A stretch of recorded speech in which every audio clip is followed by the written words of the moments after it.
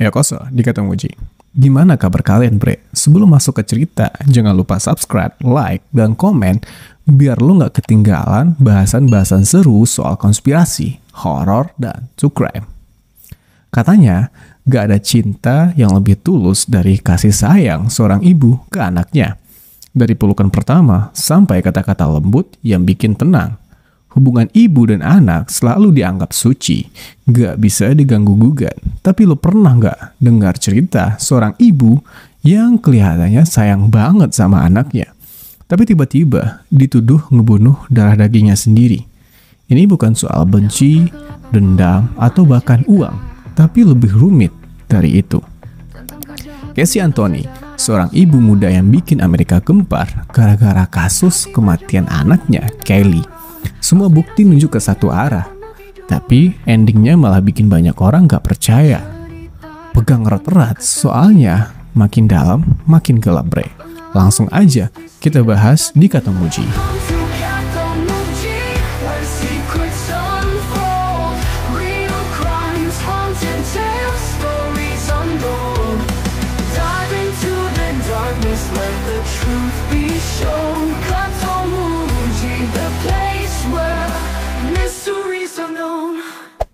Casey Mary Anthony lahir pada 19 Maret tahun 1986 di Warren, Ohio, Amerika Serikat.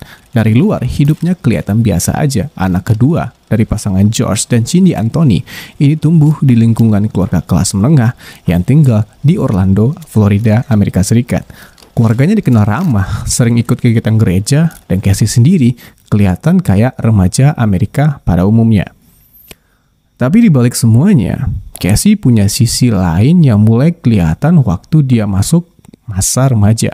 Sering ngebohong, suka ngeluarin uang yang lebih dari yang bisa dihasilkannya, dan punya kebiasaan ngilang berhari-hari tanpa kabar. Bahkan, waktu hamil Kaylee di umur 19 tahun, Casey nggak pernah jelas soal siapa ayah dari anaknya. Jawabannya selalu beda tiap kali ditanya. Meskipun begitu, setelah Kaylee lahir pada 9 Agustus tahun 2005, Casey kelihatan berubah. Di media sosialnya, foto-foto mereka selalu nunjukin hubungan yang akrab. Senyuman hangat, pelukan erat seolah nggak ada yang salah. Cindy, ibu Casey, bahkan sering cerita ke tetangga soal betapa sayangnya Casey ke Kaylee.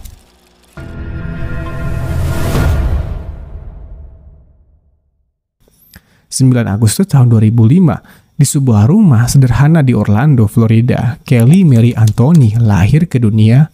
Bayi perempuan dengan mata besar dan senyuman polos itu langsung jadi pusat perhatian keluarga Anthony, terutama Cindy. Neneknya yang kelihatan lebih sayang ke Kaylee dibanding ibunya sendiri, yaitu Casey Anthony. Casey waktu itu baru berumur 19 tahun, masih labil dan masa depannya nggak jelas. Bahkan soal siapa ayah biologi Kaylee aja nggak pernah ada jawaban pasti dari si Casey ini. Teman-teman Casey bilang tiap kali ditanya jawabannya beda-beda. Kadang bilang pacarnya yang dulu lah, kadang bilang ya nggak usah diurusin lah, nggak penting buat dibahas gitu loh kata si Casey. Tapi walaupun masa depannya abu-abu, Casey kelihatan berusaha jadi ibu yang baik. Di media sosial, foto-fotonya bareng Kaylee selalu nunjukin hubungan yang akrab. Senyuman hangat, pelukan erat, dan caption-caption manis yang bikin banyak orang percaya kalau Casey beneran sayang sama anaknya. Namun, di sisi lain, Cindy dan George Anthony, kakek neneknya Kaylee, ngerasa ada yang gak beres. Cindy sering cerita ke tetangga soal Casey yang ngilang berhari-hari tanpa kabar, ninggalin Kaylee sama mereka. Casey bilang kalau dia kerja di Universal Studios, padahal belakangan kebukti kalau itu cuma kebohongannya. Meski begitu, keluarga Anthony berusaha nutupin masalah ini dari tetangga-tetangganya. Buat mereka, lebih baik kelihatan bahagia daripada ngaku ada yang salah. Jadi tiap kali ada yang nanya soal Casey, jawaban Cindy selalu sama. Casey baik-baik aja kok. Dia sayang banget sama Kaylee.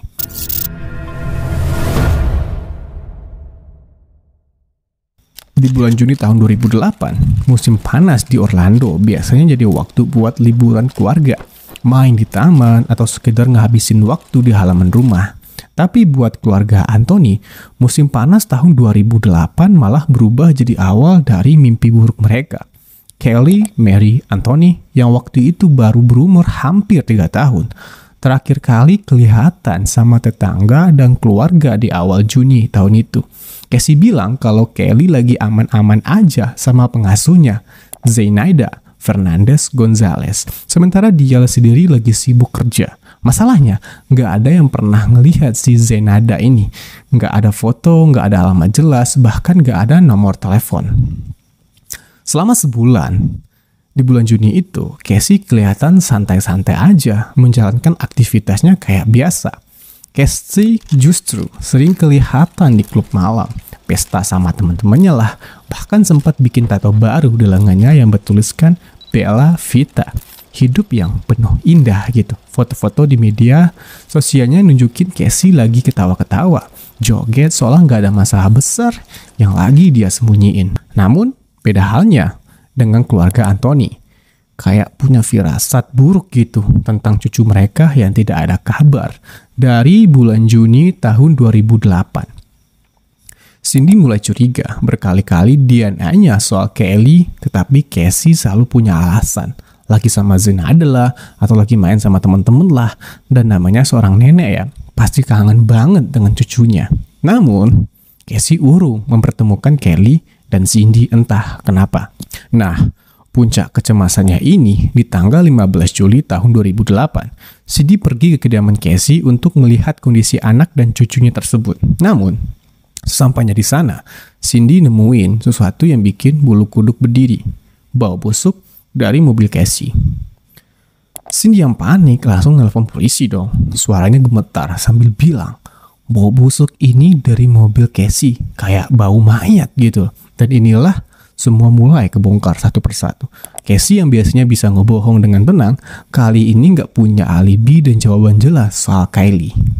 Besoknya, 16 Juli tahun 2008, polisi langsung bergerak cepat buat nyari tahu apa yang sebenarnya terjadi sama Kelly Anthony. Casey ditahan buat diinterogasi. Dari awal, jawaban-jawaban Casey udah kelihatan gak konsisten guys. Mulai dari nama pengasuh palsu, tempat kerja yang gak pernah ada, sampai alasan kenapa dia gak ngelapor anaknya hilang selama sebulan penuh. Logikanya kayak gitu loh. Seorang ibu kehilangan anak, tapi gak dilaporkan kepada pihak kepolisian. Jadi polisi bertanya, ada apa yang terjadi gitu. Detektif Yuri Melic dari Departemen Kepolisian Orange County yang mimpin kasus ini langsung nyadar ada yang janggal nih. Soal pengasuhnya contohnya. Casey cerita panjang lebar soal Zenaida Fernandez Gonzalez. Mulai dari alamat apartemen sampai kebiasaan sehari-harinya. Tapi pas polisi ngecek ke apartemen yang di Casey maksud, isinya kosong melompong guys. Sama sekali nggak ada orang di sana gitu. Dari sini, satu persatu kebohongan Casey mulai kebongkar sebenarnya. Casey bilang kerja di Universal Studios, jadi polisi ngajak dia buat ngeliat langsung. Awalnya Casey kelihatan tenang, bahkan sempat ngarahin polisi ke kantornya.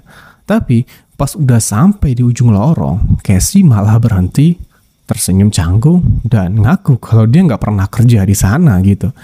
Detektif Melic cuma bisa melongo gitu kayak gue juga. Buat pertama kalinya Casey nggak bisa lagi nutupin semua dustanya ini.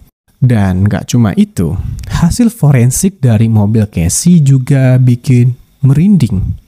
Tim penyelidik nemuin jejak kloroform dan sehelai rambut Kelly di bagasi mobil tersebut. Lebih ngerinya lagi, tes lab nunjukin kalau bau busuk yang Cindy bilang waktu nelpon polisi emang mirip sama bau dekomposisi mayat manusia.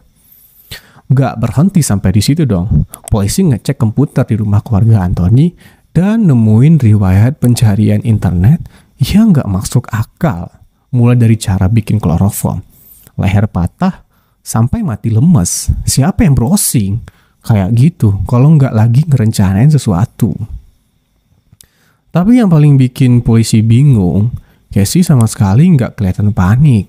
Malah dia sempat minta telepon buat ngehubungi pacarnya sekarang. Sambil ketawa, Casey cuma bilang, gue cuma pengen tahu kabar lu gitu. Baik-baik aja apa enggak? Polisi yang denger cuma bisa saling pandang. Ini ibu yang anaknya hilang gak sebulan gitu. Gue juga bingung gitu dengan ibu yang masih mentingin pacarnya. Sementara orang-orang lain nih lagi heboh buat nyariin anak lu di mana, tapi dia bisa-bisanya nelpon pacarnya gitu loh. Ini kayak apa ya gitu? Ini lu beneran ibu kandungnya nggak sih gitu? Yang ada dalam benak para polisi waktu itu, termasuk gue, bukan juga kalian kali ya.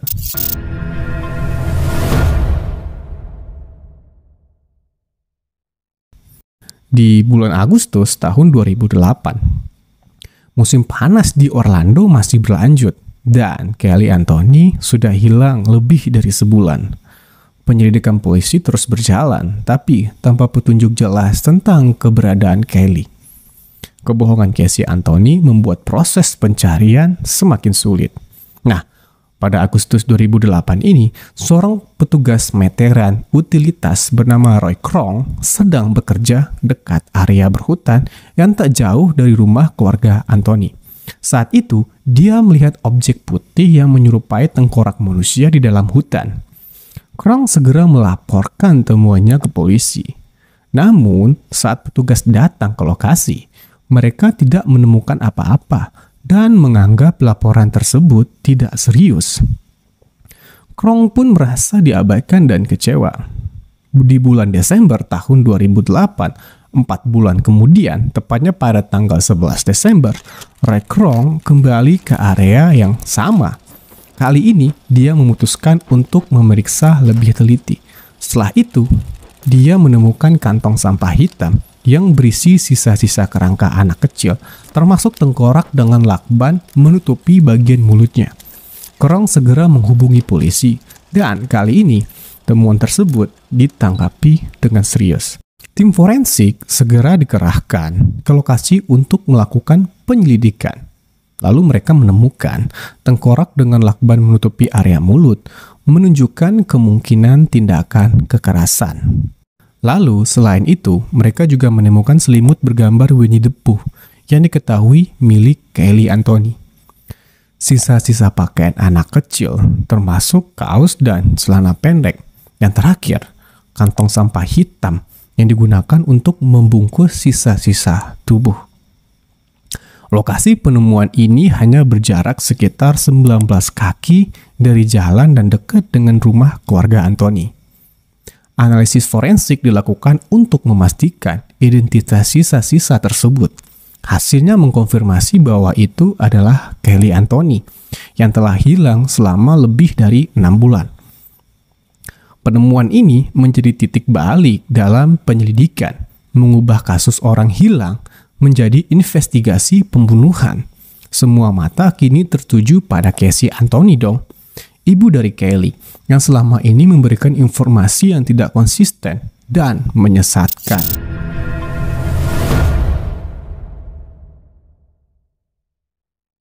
Pada tanggal 11 Desember tahun 2008, setelah penemuan sisa-sisa Kelly Anthony, polisi langsung mengamankan area dan mulai mengumpulkan semua bukti yang ada. Tim forensik bekerja ekstra buat mastiin kalau nggak ada detail yang kelewat. Setiap serpihan tulang, potongan kain, sampai lakban di tengkorak Kelly diperiksa satu persatu. Hasil otopsi nggak bisa memastikan penyebab kematian secara pasti karena kondisi sisa-sisa yang udah terurai. Tapi ada satu hal yang bikin bulu kuduk berdiri, lakban yang nempel di bagian mulut tengkorak Kelly. Para ahli forensik percaya kalau itu bukan kebetulan, tapi bukti kalau Kelly mungkin karena dibekap. Polisi juga ngecek tes plastik yang dipakai buat ngebungkus tubuh Kelly. Hasilnya plastik itu mirip banget sama yang ada di rumah keluarga Anthony. Lengkap sama pola lipatan yang serupa. Belum lagi selimut bergambar Winnie the Pooh yang ikut ditemukan polisi saat ngubek-ngubek kamar Kelly dan nemu selimut serupa di sana. Makin dalam mereka nyelam, makin banyak fakta yang bikin ngelus dada. Hasil analisis dari mobil Casey ngasih kejutan lagi. Selain bau dekomposisi yang mirip mayat, ditemukan juga jejak kloroform yang cukup tinggi. Polisi langsung ngecek komputer Casey, dan lo tahu apa yang mereka temuin? Riwayat pencarian soal cara bikin kloroform dan mati lemas. Lebih gilanya lagi, semua pencarian itu dilakukan pas Kelly terakhir kali kelihatan hidup. Ini bikin penyidik yakin kalau kematian Kelly nggak cuma kecelakaan biasa. Semua bukti mulai dari lakban, tas plastik, sampai kloroform yang ngarah ke satu kesimpulan. Ada skenario yang lebih kelam dari yang kelihatannya. Tapi yang bikin tambah panas, Casey malah tetap kekeh kalau dia nggak bersalah. Pas diinterogasi, jawaban Casey nggak jauh beda, penuh kebohongan dan putar balik. Malah dia sempat bilang kalau Kelly diculik sama pengasuhnya, yaitu Zenada Fernandez Gonzalez. Pengasuh fiktif yang udah terbukti nggak ada gitu guys. Polisi yang denger cuma bisa gorok-gorok kepala kayak gue sekarang ini. Kok bisa masih bohong padahal udah kebongkar. Pada 19 Desember tahun 2008, Casey Anthony resmi didakwa atas tuduhan pembunuhan tingkat pertama, penganiayaan, dan memberikan informasi palsu ke pihak berwenang. Dan buat pertama kalinya, dunia akhirnya tahu ini bukan sekedar kasus orang hilang, ini pembunuhan. Setelah penemuan sisa-sisa Kaylee Anthony pada Desember tahun 2008, perhatian publik dan media terfokus pada proses hukum yang dihadapi Casey Anthony. Pada Oktober tahun 2008, Casey didakwa atas pembunuhan tingkat pertama, penganiayaan anak, dan memberikan informasi palsu kepada pihak berwenang. Namun, pada 5 Juli tahun 2011, juri memutuskan bahwa Casey tidak bersalah atas tuduhan pembunuhan dan penganiayaan anak, tetapi bersalah atas 4 tuduhan memberikan informasi palsu kepada pihak kepolisian. Seperti halnya kalian, gue juga ikutan nyari tahu alasan Casey Anthony kenapa dibebaskan gitu aja. Keputusan pembebasan Casey Anthony didasarkan pada beberapa faktor kunci. Yang pertama, kurangnya bukti fisik yang kuat. Pihak jaksa tidak dapat menyajikan bukti fisik yang langsung mengaitkan Casey dengan kematian Kaylee. Tidak ada saksi mata atau bukti forensik yang secara definitif menunjukkan bahwa Casey adalah pelakunya. Yang kedua, penyebab kematian tidak dapat dipastikan karena kondisi sisa-sisa Kaylee yang telah terurai, ahli forensik tidak dapat menentukan secara pasti penyebab kematiannya apa. Ketidakpastian ini menimbulkan keraguan di antara anggota juri atau hakim. Ketiga, teori alternatif dari pihak pembela. Tim pembela Casey mengajukan teori bahwa Kelly meninggal karena tenggelam secara tidak sengaja di kolam renang keluarga, dan bahwa Josh Anthony, ayah Casey, membantu menutupi kejadian tersebut. Meskipun teori ini tidak didukung oleh bukti kuat, hal itu menimbulkan keraguan di benak para hakim. Yang keempat, standar keraguan yang masuk akal. Dalam sistem peradilan pidana, terdakwa harus dinyatakan bersalah hanya jika tidak ada keraguan yang masuk akal mengenai kesalahannya. Dalam kasus ini, hakim merasa bahwa jaksa tidak memenuhi standar pembuktian tersebut. Pertanyaan logika mulai muncul juga dalam benak gue sebenarnya. Yang pertama itu, jika teori pembelaan bahwa Kelly tenggelam secara tidak sengaja di kolam renang benar, mengapa tidak ada panggilan darurat yang dilakukan? Dan mengapa tubuh Kelly ditemukan di area berhutan jauh dari rumah keluarganya? Lalu kenapa juga ada lakban di tengkoraknya? Yang kedua, mengapa Casey Anthony memberikan informasi palsu kepada polisi tentang keberadaan Kelly dan pengasuh fiktifnya jika dia tidak terlibat dalam kematian putrinya? Yang ketiga, bagaimana kita menyimbangkan antara kebutuhan akan bukti yang kuat untuk menghukum seseorang dan keadilan bagi korban yang tidak dapat berbicara untuk diri mereka sendiri? Nah, kasus ini menyoroti kompleksitas sistem peradilan dan tantangan dalam mencari kebenaran di tengah keterbatasan bukti. Kasus Casey Anthony bukan cuma soal siapa yang salah atau benar. Ini tentang gimana kebenaran bisa tenggelam di balik kebohongan yang tertata rapi. Semua bukti nunjuk ke satu arah, tapi pada akhirnya keadilan malah terasa makin jauh. Jadi gimana menurut lo, bro? Apa Casey bener-bener gak bersalah? Atau ini cuma permainan yang terlalu licin buat dibongkar? Coba deh tulis pendapat kalian di kolom komentar. Gue pengen tahu gimana lo ngelihat kasus ini. Dalam kegelapan malam ada cerita tentang kejahatan nyata secara rahasia. hati berjumpa mendengar horor. Konspirasi dunia tak pernah tidur.